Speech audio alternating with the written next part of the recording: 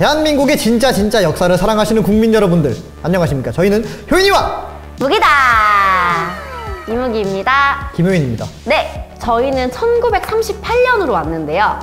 1938년 조선에는 흥업구락부 사건이 있었습니다. 네, 먼저 이 흥업구락부란 1924년 10월 YMCA 총무였던 신흥우가 미국에 갔다가 하와이에 머물고 있던 이승만을 방문해서 만나요. 당시 미국에는 이승만 중심의 동지회와 안창호 중심의 국민회가 이렇게 각각 활동하고 있었는데, 서북파 안창호가 이미 국내에서도 수양 동호회를 결성하고 활동하고 있었기 때문에 우리 기호파도 국내에 결성하자 이러면서 이승만이 운영하던 동지회 자매단체를 국내에도 결성하게 됩니다. 그렇게 1925년 3월 이상재, 윤치호, 유억겸, 안재홍 등과 논의해서 흥업구락부를 조직합니다. 이 흥업구락부는 이승만이 미국에 구축해놨던 항일 독립운동 기반을 공고히 하기 위해서 동지회의 자금을 지원하는 한편 기독교 기반의 애국계몽 운동과 실력 양성 운동을 전개하는 목표를 정했고, 3.1운동에 직접 참여하지 못해서 국내 기반이 취약했던 이승만에게 흥업구락부의 결성은 국내 지지 기반을 확보할 수 있는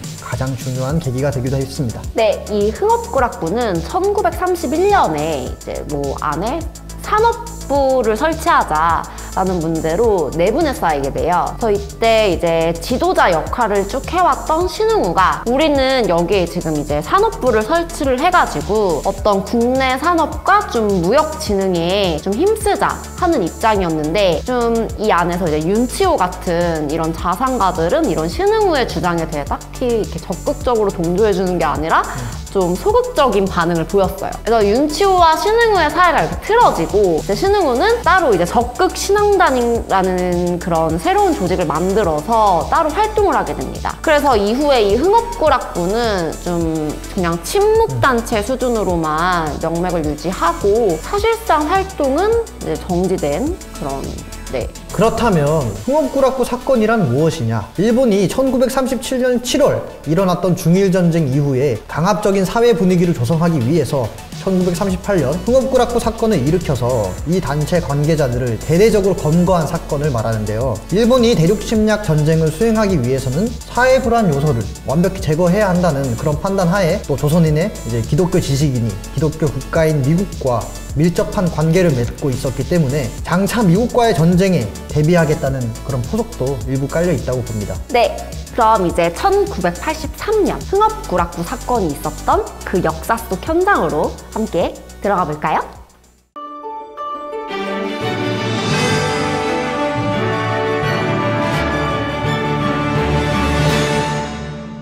네, 1935년 적극신앙당 사건 이후 정적이 되어버린 신흥우 전 YMCA 총무의 적극적인 친일 행보는 윤치호에게 상당한 위기감을 불러일으켰는데요. 1938년 초반의 일기 내용에 신흥우에 대한 디스로 가득 차 있어요. 1938년 1월 10일 일기를 보면 신흥우 일당이 조선 기독교회를 전복시키려는 음모를 꾸미고 있다는 소문이 빠른 속도로 퍼지고 있다. 신군은 하루 종일 밥을 안 먹고 살 수는 있어도 음모를 짜지 않고 단 하루도 버틸 수 없는 위인이다. 신군이 기독교회를 당국자들의 환심을 사기 위한 미끼로 이용하려는 음모를 짜내라고 동분서주하고 있는 게 틀림없다. 그리고 1938년 1월 13일 일기에선 사촌동생 치영이 전화로 알려준 바에 의하면 신흥우가 사익기 경성부윤과 함께 서울 YMCA를 일본인 손에 넘기려는 음모를 꾸미고 있다는 얘기를 들었다고 한다. 그리고 1938년 1월 19일 무소불위의 힘을 가진 시오하라 항무국장이 신군을 후원하고 있어서 경찰도 감히 신군을 조사할 수 없다고 한다. 이 신흥우 일당 음모 이런 말에서 벌써 신흥우에 대한 그 안 좋은 감정이 느껴지는데요. 이제 38년 2월로 왔어요. 그래서 윤치호가 한상용 씨와 대화를 나누면서 내가 신흥우를 불신하는 3가지 이유를 말해주었다. 첫 번째, 신흥우가 조선 기독교회에 악영향을 끼칠 계획을 도모하고 있다. 그가 총독부를 위해 해줄 것이라곤 그것밖에는 없다. 두 번째, 만약 그렇다면 신군은 비양심적인 음모권으로 알려져 있는 자들과 은밀한 회합을 갖지 말고 감리교회 1인자인 양주삼 및 장로교 총회장과 협의했어야 옳다. 셋째, 계획이나 음모가 무엇이든 간에 신흥우 일당은 항무국의 보호하에 움직이고 있다. 항무국이 워낙 강력하게 보호해주다 보니 경찰조차 신흥우 일당을 모임에 간섭할 수가 없다. 신구는 그 일당 안에서 무솔리니나 히틀러처럼 행세할 것이다. 다시 말해서 신구는 이 기회를 통해서 조선 감리교 총리왕과 YMCA 운동을 장악해 자기 세력을 확대하려 할 것이다. 이렇게 신흥우를 지금 무솔리니나 히틀러에 비유하고 있는데, 사실 윤치호는 1937년 중일 전쟁 발발 이후에 이제 뭐 총독부와 선교사, 그리고 일제 천황제 이데올로기와 또 기독교 신앙, 이렇게 두 가지의 어떤 도저히 양립할 수 없는 단계에 도달했다고 판단을 하고 있었는데, 이런 상황에서 또 흥업구락부 사건이 발생을 하니까 좀 윤치호의 뭐 가족이라든지 측근들, 그리고 좀 기독교의 주요 인물들이 모두 체포되게 됩니다. 그래서 이제 38년 5월로 왔어요. 그래서 최근 2달 동안 연희전문학교에서도 교수들이 소감되었고, 윤치호의 측근 류억겸 군과 사위 정광현이 또 수색을 당했는데, 심지어 이 사위 정광현과 이춘호라는 사람은 또 연행이 됐어요. 그리고 바로 다음날 한규복 씨가 서대문 경찰서장을 만나서 윤치호를 봐서라도 이 사위인 정광현에게 선처를 베풀어 달라고 부탁을 했고, 또 서장도 동의했다고 듣기는 했는데 반나절이 지나도 아무 소식이 없다는 내용. 거기에 사촌동생 치영까지 연행이 됩니다. 그래서 다음날 경성 YMCA 총무였던 리화 씨를 만나 서울의 4개 경찰서가 실적을 쌓으려고 앞다퉈 경쟁하는 게 가엾은 조선인에게는 끔찍한 일이다 라고 의견을 피력했죠. 리화 씨 역시 동의하는 모습이었어요. 그리고 본정경찰서와 종로경찰서가 실적을 쌓자 그걸 시샘한 서대문 경찰서가 지금 너무 강도 높은 수사를 하고 있다, 얼마나 잔인한 수사가 진행되고 있는지, 그렇지만 실정은 총독부에 이런 걸 말할 수 있는 사람이 아무도 없다. 네, 그래서 다음 날은 또 윤치호의 측근 구자욱 군과 홍병선 군이 연행이 됐는데, 혹시 이게 신흥우가 좀 이런 비열한 계획에 관여하고 있는 건 아닐까 하는 의심이 또 들죠. 또 바로 다음 날 오다 씨라는 사람을 만났어요. 그래서 이 사람이 고맙게도 이제 총독 비서관에게 서대문 경찰서 고등계가 벌이고 있는 이런 무차별적인 체포로 인해 조선 기독교인이 불안에 떨고 있다고 이렇게 윤치호와 총독의 면담을 또 주선해줬어요. 그리고 윤치호는 이제 오전에 방위성금, 상이용사 복귀 성금, 그리고 슈저우에서 일본군 승전을 거둔 데에 대한 축하 기금까지 또 기탁을 합니다. 네, 그리고 같은 달 24일 결국 오다 씨의 도움으로 총독을 만나게 된 윤치호는 조선에 기독교인이 친일 선언을 하고 총독은 지난 일은 모두 불문에 붙여주겠다고 얘기를 하죠. 그리고 김대우와 얘기를 했는데, 분명 경기도 경찰부 고등경찰과장이 조선 기독교계 지도자들에게 지난 일은 모두 불문에 붙이겠다 약속했는데 왜 사람들이 체포됐는지 영문을 모르겠다고 그렇게 얘기했어요. 그래서 보안과장을 만나보겠다는 약속을 받고 또 신흥우한테서 이제 전갈이 왔는데, 지금 구금되어 있는 윤치호의 측근들을 해고해야 고위 당국자들을 달랠 수 있다는 그런 내용이었고, 이런 내용을 받고 나니 정말 이 비열한 행위가 신흥우의 음모에 의한 것이란 그런 명백한 증거라는 확신을 갖게 되죠. 그리고 다음날 25일 약속대로 김대우가 보안과장을 만났고 사위에 대해서는 걱정 말라는 그런 얘기를 전해 듣게 됩니다. 네, 근데 윤치호가 이제 생각하기에는 이제 사촌동생 치영이 도대체 무슨 죄로 체포된 건지 이해가 가지 않는데, 듣자 하니 청구구락부 회원 명부에 연루되어 있었다. 이 청구구락부, 즉 이 청구회는 1930년 이제 뭐 유억겸 그리고 이광구, 정택상 등이 결성한 그런 친목 단체인데 1938년 5월 20일에 해산한 것으로 알려져 있습니다. 그래서 이 청구회가 해체되어야 하는 상황에서 신흥우의 똘마니가 밀고를 했기 때문에 치영이 체포가 되었다. 그 명단에는 이른바 신흥우의 재물들의 이름이 적혀 있었다. 그러니까 경성 기독교 연합회 조선인 측, 그러니까 중심 인물, 즉 윤치호의 측근들이죠. 그래서 명단에 있었던 사람들이 뭐 차재명, 김우현, 원익상, 구자옥 이런 사람들인데, 이 사람들은 모두 신흥우와 이런 적극 신앙단에 대항했던 인물들이에요. 그러니까 쉽게 말하면 반대파죠. 그런데 신흥우와 같은 적극 신앙단의 정춘수는 왜 체포되었을까 하는 의문도 들고, 이것 역시 신흥우와 뭔가 안 맞아서 이렇게 된 건 아닐까 하는 그런 생각. 그리고 얼마 뒤에 신흥우가 잡혀갑니다. 6월 8일 신흥우는 잡혀갔고, 윤치호는 리화 씨의 집무실에서 약속되어 있던 인터뷰를 진행했어요. 그래서 조선인의 마음가짐에 대한 질문에 대해서 지금 조선의 지식인들은 첫 번째, 조선의 운명은 일본의 운명과 분리될 수가 없다. 두 번째, 조선인들 입장에서 최상의 이익은 일본인과 하나가 됨으로써 증진될 수 있다. 세 번째, 만주와 북중국이 조선인의 발전을 위한 장을 열어주었다. 라고 대답하면서 좀 내선일체에 동조하는 그런 뉘앙스. 그리고 이어서 기독교 지도자들은 기꺼이 일본의 충량한 신민이 되기로 마음을 먹었는데 왜 서대문 경찰서가 사람들을 체포하고 괴롭히냐. 이 사람들은 항일운동과 무관하다. 경성기독교연합 결성 이전의 일들은 모두 불문에 붙이겠다고 약속해놓고 지키지 않는다면 통치자들에게 오히려 큰 오점이 될 거라고 덧붙였다. 이렇게 윤치호는 측근들을 좀 구하기 위해서 그리고 자신에 대한 좀 총독부의 그런 의심을 해소하기 위해서 이렇게 좀 적극적으로 나서서 총독부와 접촉하지 않을 수 없었던, 어떻게 보면 적극적으로 접촉을 해야만 했던 그런 상황이 이렇게 보여지죠. 그래서 여차하면 모두가 다칠 수 있는 상황이었으니까. 윤치호 입장에서는 뭐 이제 더 이상 이렇게 독립운동도 아니고 그렇다고 친일도 아닌 그런 어중간한 회색 지대에 더 이상 안주할 수가 없었다는 걸 이제 알 수가 있죠. 네, 그리고 1938년 6월 19일 일기를 보면 윤치호의 측근 구자욱과 홍병선이 체포된 지 한 달이 지났는데 생각할수록 홍병선은 결코 일본에 반대하는 언행을 한 적이 없는데 왜 연행됐는지 모르겠고, 그리고 구자욱군 역시 딱히 서울 YMCA에 친구가 없다면서 이렇게 성격의 단점을 적나라하게 표현했죠. 그리고 그렇지만 구구는 참 성실하고 신웅우가 부채 늪에 허덕이게 망쳐놓은 서울 YMCA를 잘 꾸렸다는 그런 칭찬도 적어놨습니다. 그리고 며칠 뒤에 또다시 측근 유억겸이 잡혀갔다는 소식, 그리고 6월 28일 처음으로 경무국장을 대면하는 자리에 이제 서대문 경찰서 고등계에서 취조를 받고 있는 가엾은 조선인의 목숨과 자유가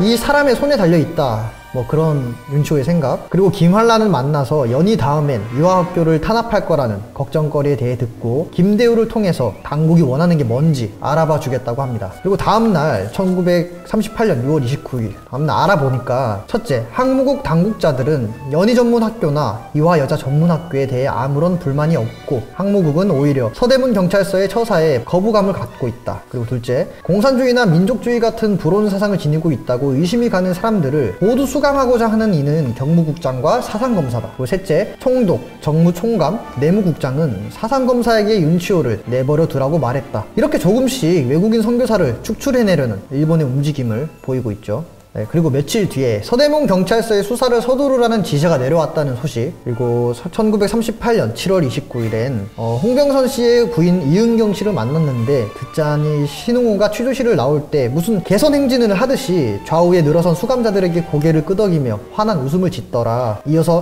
홍병선은 같은 방에서 나왔는데 초조한 기색이었고 남편이 신웅우 때문에 체포됐다고 생각하는 이 씨의 분노에 대해서 윤치호 역시 신웅우를 혐오하지만 소문은 완전히 믿을 수 없다는 이성적인 판단을 하죠. 그리고 한 달 뒤인 8월 28일 한 달 뒤 입원 중인 홍군을 찾아갔는데 홍군의 말을 듣자 하니 결국 신웅우의 새빨간 거짓 진술 때문에 자백을 강요당했고 혐의를 부인하자 40일 동안 유치장에 갇혔다가 결국 거짓 자백을 하는 방법밖에 없구나, 그것을 깨닫고 신문자가 원하는 대로 거짓 자백을 했다는 이야기를 듣습니다. 이 때문에 각기병이 더욱 악화되어서 요양소에 결국 입원하게 됐죠. 네, 윤치호가 서대문 경찰서에 직접 가서 이제 직접 서장도 만나고 또 고등계 관계자와도 이제 면담을 가졌는데요. 이제 올 초 사람들이 잡혀가기 시작했던 그런 명분에 연희 전문학교 내 공산주의 음모 사건, 그리고 이제 흥업구락부가 이승만을 지원하면서 독립운동을 벌였다는 주장으로 수사를 지휘해오던 총지휘자였어요. 그래서 흥업구락부가 어떤 목적을 가지고 어떻게 시작됐느냐에 따른 신흥우의 조서를 읽어줬는데 그 내용이 첫 번째, 대략 15년 전쯤 서북파 안창호 측에서 홍사단을 결성했고 이승만이 신흥우에게 조선의 모든 기독교 기관과 여러 단체를 독립을 목적으로 하는 동지회로 전환시켜달라고 요청을 했다. 그래서 신흥우가 동의를 했고 서울에 와서 진행을 했다. 이 흥업구락부의 목적은 두 가지였는데 첫 번째, 국내에서 독립운동을 촉진하는 것, 두 번째, 미국에 있는 이승만과 그의 사업을 지원하는 것이었다. 이상재가 부장을 윤치호가 회계를 맡았다. 이건 이제 신흥우의 조서예요.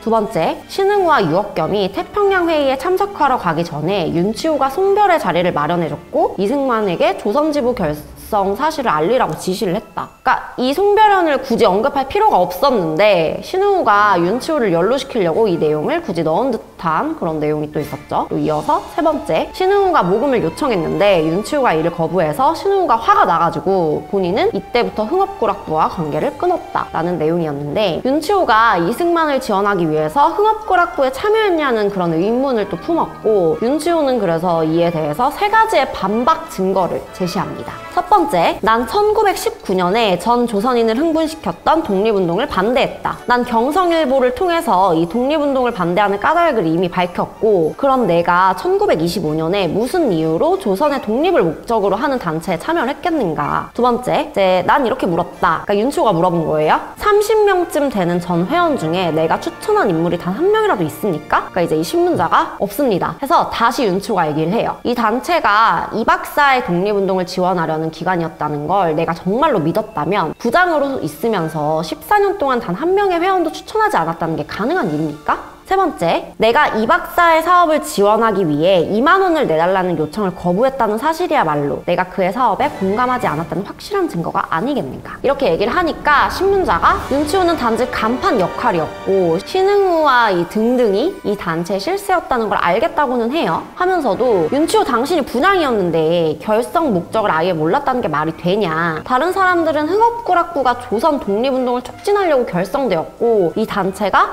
이승만이 이끄는 동지의 지부였다는 것을 자백했다. 이 사실을 계속 부인한다면 계속 길어질 거고, 시인한다고 해서 윤치호에게 불리하게 적용되진 않을 거다, 이렇게 얘기를 해요. 그래서 윤치호가 또 생각을 한 거죠. 이 사건이 만약에 장기화가 되면 측근들이 계속 수감되어 있어야 한다는 걸 이제 깨달아요. 그래서 좀 시인의 태도를 이제 취한 듯해요. 그래서 다음날 일기를 보면은 어제 끝까지 이제 부인하지 않은 게 마음에 걸려서 잠을 못 잤다는 그런 내용. 그리고 이제 며칠 뒤에 니화 씨를 만났어요. 그래서 니화 씨가 나 지금 총독을 만나고 오는 길이다 라고 하면서 윤치호에게 하는 말이, 내가 지금 보고한 척 하면서 실제로는 윤치호 당신을 변호했다 라고 얘기를 해주네요. 총독 역시 윤치호가 잘못이 없는 걸 알겠고 윤치호를 다치게 할 생각은 추호도 없다고 얘기를 해요. 그래서 서대문 경찰서 사건이 마무리되는 대로 윤치호를 만나서 직접 대화를 나눌 거라고 얘기했다고 하네요. 그리고 며칠 뒤에 이제 서대문 경찰서에서 경찰관이 신흥우를 망할 놈이라고 얘기했다는 그런 디스 내용. 그리고 이제 윤치호가 저번에 이제 신문자와 얘기를 나눴을 때 느꼈던 대로 역시나 신흥우는 무고한 사람들을 같이 연루시키기 위해서 굳이 말할 필요가 없는 내용까지 꾸역꾸역 진술했다고 하네요. 네, 그리고 1938년 8월 31일 다음날 윤치호가 판사를 만나라는 요구에 응했는데 판사는 무척 상냥했고 윤치호에게 흥업구락부와 어떤 관계가 있냐 물어봐요. 윤치호는 나는 신흥우와 30여 명의 사람이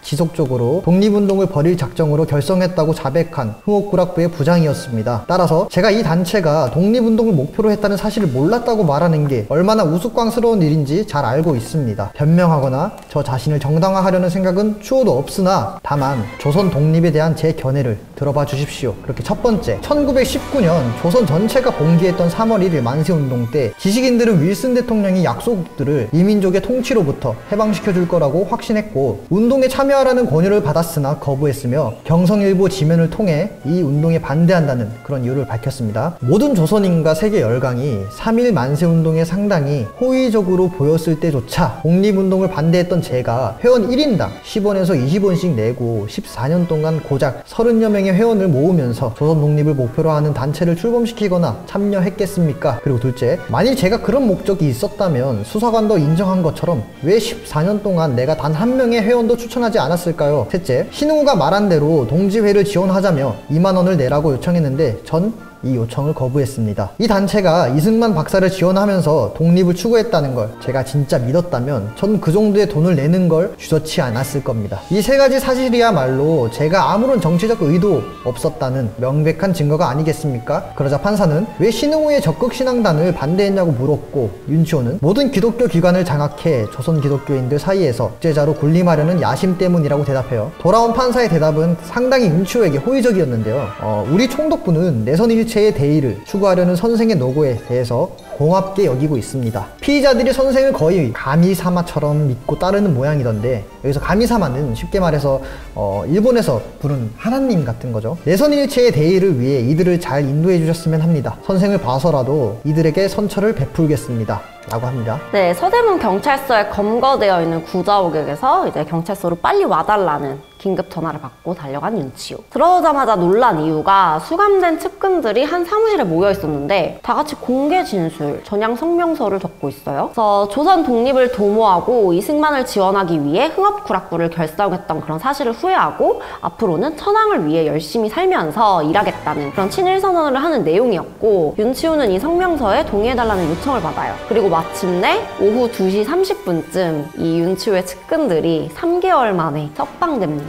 그래서 이 전향서는 1938년 9월 4일자 동아일보에 게재되었습니다. 흥업구락부 사건 관계자 전원은 기소유예 처분을 받았는데요. 그런데 지금껏 살펴본 이 윤치호의 일기, 이제 1938년 5월부터 9월까지의 내용을 좀 면밀히 검토해보면 일제가 이 흥업구락부 사건을 통해서 윤치호를 좀 어떻게 요리했는지 파악할 수가 있죠. 일제는 흥업구락부 사건 처리 과정에서 윤치호에게 그야말로 병주고 약주는 전술을 사용해서 엄청난 성과를 거둔 걸로 보여지네요. 그렇죠. 그래서 이 사건 이전만 해도 항상 이제 총독부가 윤치호를 계속 정치 무대로 끌어들이려고 회유하기에 바빴고, 윤치호는 이거를 계속 완곡하게 거절하기만 했었죠. 근데 이 흥업구락부 사건 발생 이후에 윤치호는 이제 자기가 먼저 나서서 여러 경로를 통해서 좀 총독부와 교섭도 하고 당국자들의 어떤 진위를 파악하면서 그들의 요구에 좀 부응하기에 바빴죠. 그래서 이제 38년 9월이 되면 이제 석방된 사람들을 찾아갔는데 다행히 모두 건강해 보였다는 그런 내용. 그리고 이들이 서대문 경찰서에서 모두가 고문 때문에 꿈에도 하지 않은 일을 자백했다는 그런 사실을 알게 되는데, 가장 잔인한 고문은 두 팔을 앞으로 쭉 뻗은 채 몇 시간 동안 부동 자세로 서 있게 하는 것이었다. 무려 신흥우는 한 번은 72시간, 또 한 번은 52시간이나 꼼짝도 못하고 서 있었다고 해요. 도저히 믿을 수 없는 얘기다. 생각만 해도 팔이 아프네요. 그러니까 저 옛날에 그 초등학교 때 선생님들이 이제 벌 줄 때 이것처럼 이렇게 기마 자세 많이 했죠. 기마가 아니라 그냥 이렇게 팔을 쭉 뻗고 이렇게 서 있으라고 했거든요. 그래서 이렇게 손 들고 있는 것보다는 그냥 항상 너 앞으로 팔 뻗고 있어. 맞아, 이렇게. 저도 그거 했었어요. 네, 근데 효인 씨 이거 해본 적 있어요? 친구들이 하는 거 봤어요. 효인 씨 이렇게 한번 해보세요. 이러고 서 있는 거야 계속. 이렇게였나? 근데 이거든 이렇게 하든 딱 내릴 때 그 어깨 아픈 그 통증 있잖아요. 근데 이게 들고 있는 게 되게 아프거든요? 이렇게 72시간을 있어봐요. 72시간. 네. 와, 밥은 누가 먹여요? 못 먹지. 벌 밥 받는데. 없이? 응, 벌 받는 사람이 무슨 밥이야. 네, 그래서 네, 그래서 이제 고문을 통해서 자백을 쥐어 짜내지 않는 한 절대 있을 수 없는 그런 범죄들을 날조했다고 해요. 그래서 이 흥업구락부 전 회원들을 괴롭힌 것 중에서 가장 심한 처사는 바로 교직에 있는 사람들을 또 사표를 내게 강요를 받았다는 그런 일이었다고 하네요. 네, 그리고 그 와중에 1938년 9월 5일에는 오전에 미나미 총독을 만났는데 지나간 일들을 빨리 잊읍시다. 선생이 조선 청년들을 지도하면서 다음 세 가지를 명심했으면 합니다. 첫째, 언행일치를 가르쳐 주시오. 생각과 행동이 달라서는 안 된다고 말씀해 주시오. 둘째, 동양인의 동양을 만들기 위해 제일 중요한 것은 내선일체임을 잊지 마시오. 그리고 셋째, 내선일체의 뿌리이자 원천은 일본의 충량한 신민이 되는 것임을 기억하시오. 그리고 9월 6일 총독이 얘기한 세 가지를 카드에 적어두었고 윤치호는 그 카드를 달라고 청했는데 총독이 희망 삼요강이라고 붓으로 적어서 돌돌 말아주었어요. 그리고 윤치호가 헤어지기 전에 1919년 독립운동을 방해했던 제가 조선의 독립을 도모하려는 단체에 참여했을 만큼 어리석지 않습니다. 저뿐만 아니라 다른 현명한 조선인들도 마찬가지입니다. 그렇게 말을 하면서 교직을 잃은 이들에게 선처를 베풀어 달라고 호소를 하죠. 네, 그래서 윤치호가 이제 흥업구락부 전 회원들을 모아서 저녁을 대접을 했어요. 그래서 미나미 총독한테 받은 그 희망 3요강 사본들을 이렇게 나누어주고 유억겸, 신흥우, 이춘호와 함께 앞으로 활동 계획을 준비하기 위한 위원회를 구성합니다. 그래서 이틀 뒤에 위원회 사람들이랑 모임을 가졌는데 흥업구락부 전 회원들이 이런 애국적 노력의 일환으로 해야 할 계획들을 마련하기 위함이었다고 해요. 그래서 결정된 사안은 첫 번째, 주요 애국단체들에 가입해서 기회가 닿는 대로 요청받는 대로 열심히 일한다. 두 번째, 총독의 희망 3요강을 서울의 교회 지도자들에게, 다음엔 서울의 기독교 사회에, 더 나아가서는 전국의 기독교인들에게 홍보한다. 세 번째, 방위성금으로 각자 한 달에 20에서 50전씩 기탁한다. 네, 그리고 9월 13일 본격적인 기독교의 친일화에 나섭니다. 흥업구락부 전 회원 20여 명이 조선신궁에 모여 참배를 하고 종로경찰서 관내에 있는 기독교 가정들은 노쇠로 된 물건들을 하나씩 걷어 조선군사령부에 제출하게 되죠. 이 모습을 본 경찰들은 굉장히 기뻐했다고 합니다. 그리고 얼마 후 3개월 전 부득이하게 사표를 내야 했던 교수들이 복직되었다는 소식을 듣게 됩니다. 이렇게 윤치호는 흥옥구락부 사건 관계자들의 신원 보증을 통해 이 사건을 종결시키는 대신 미나미 총독을 직접 만나서 사실상 기독교계의 충성을 서약했고 그 실천을 나섰죠. 윤치호는 이제 이 기독교계 친일화와 더불어서 외국인 선교사 축출에 앞서면서 그 활동의 선봉에 본격적으로 서게 되는데요. 이 기독교계 친일화부터 다시 어떻게 진행될지 다음 시간에 이어서 보도록 하겠습니다. 작스튜브 많은 좋아요와 많은 구독 부탁드리겠습니다. 감사합니다. 감사합니다. 흥업구락부의 결성은 국내 지지 기반을 활성